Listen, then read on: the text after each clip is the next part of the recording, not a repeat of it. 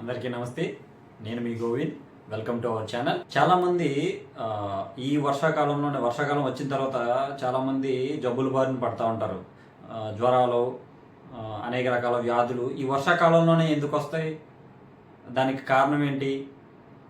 వాటిని ఎలా అరికట్టాలి అనేది ఈరోజు తెలుసుకుందాం. అయితే రోజువారీ జీవితంలో ప్రతి మనిషి ఎక్కువగా వాడేది రెండు వాటిని. ఒకటి నీరు, రెండు గాలి.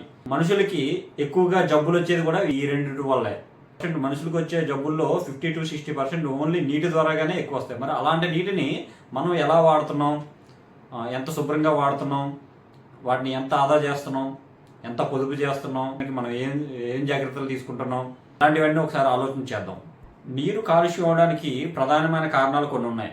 వాటిని ఒకసారి పరిశీలిద్దాం. ముఖ్యంగా మనం ఇంట్లో వాడే వాడుక నీరు, వాటికి ఒక ఇంకుడు గొయ్యి లాంటిది కానీ సెప్టిక్ ట్యాంకుల్లో వదలకుండా రోడ్ల మీదకి వదిలేయడం, ఊర్లలో డ్రైనేజ్ వ్యవస్థ సరిగా లేకపోవడం, వర్షపు నీరు ఇండ్ల ముందు రోడ్ల మీద ఎక్కువగా నిల్వ ఉండడం, వర్షం వచ్చినప్పుడు కింద భూమిలో నీటి ఓట్లు ఎక్కువయ్యి నీరు కలిసిపోద్ది. ఈ నీరు అందులోకి వెళ్ళి ఆ నీరు కలిసిపోద్ది. వాటితో పాటు మన భూమి లోపల ఉన్న కొన్ని రకాల బ్యాక్టీరియా కానీ కొన్ని రకాల ఖనిజాలు కానీ కలిసి ఈ బోరింగ్లో వాటర్లో కలిసి అవి వస్తూ ఉంటాయి. ఆ నీటినే మన వాళ్ళు డైరెక్ట్గా తాగేస్తూ ఉంటారు. అది మెయిన్ ప్రధాన కారణం. అలాగే దోమల వ్యాప్తి, అంటే ఈ మన ఇంటి చుట్టూ ఖాళీ కొబ్బరి బండాలు, టైర్లు, పాత పాత్రలు ఇలాంటి వాటిల్లో నిల్వ ఉన్న నీటిలోని దోమలు, ఏగులు ఎక్కువగా గుడ్లు పెట్టడం వల్ల అటు వ్యాప్తి చెంది అవి మనుషుల మీద ఈ వర్షాకాలంలో బయట తిరగకుండా అవి ఇంట్లోకి వచ్చి మనుషులకి వ్యాధుల్ని ప్రబలం చేస్తాయి. ఈ గాలిలో, ఈ చల్లగాలిలో వాతావరణం చల్లగున్నప్పుడు ఈ చల్లగాలి వల్ల ఫంగస్ లాంటి కొన్ని బ్యాక్టీరియా కానీ కొన్ని ఫంగస్లు కానీ గాలితో వ్యాప్తి చెందుతాయి. అదొక ముఖ్య కారణం. వీధి కుళాయిలు ఆ డ్రైనేజ్ల నుంచి పంపిస్తూ ఉంటారు ఎక్కువగానే. మనం చాలాసార్లు చూసాం. ఈ డ్రైనేజ్లో నీరు వదలడం వల్ల నీటి కుళాయిలు ఉదయం సాయంత్రం వదులుతారు కదా, వదిలినప్పుడు ఆ ఫోర్స్కి అందులో గొట్టాల్లో ఉన్న నీరు బయటికి కాలంలో కలుస్తుంది. ఎప్పుడైతే అది ఆపేస్తారో ఆ గొట్టాలు ఖాళీ అవడం వల్ల ఈ డ్రైనేజ్లో ఉన్న నీళ్లు ఆ లీక్లో నుంచి గొట్టాల్లో కలిసిపోతాయి. అదొక మెయిన్ ప్రధాన కారణం. మరి ఈ సీజన్లో వచ్చే జ్వరాలని, జబ్బుల్ని అరికట్టాలంటే మనం ఏం చేయాలి అంటే, ఒకటి, మన ఇంటి చుట్టూ నీటి నిల్వలు ఉండకుండా చూసుకోండి.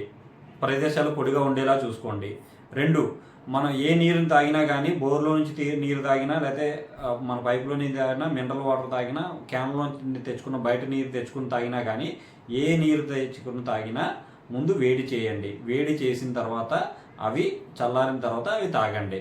అయితే బోర్లలోని కుళాయిల్లో పట్టుకునే కొన్ని నీళ్లు బయటకు వదిలేయండి ముందు.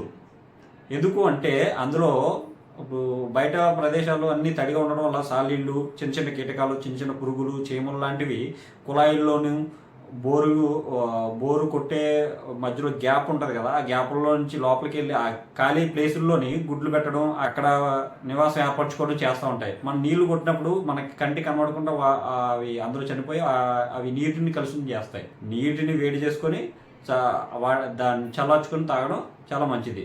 మన పరిసరాలను శుభ్రంగా ఉంచుకుందాం, మన ఆరోగ్యాలను కాపాడుకుందాం, సమాజాన్ని ఆరోగ్యంగా ఉంచుదాం. Thank you.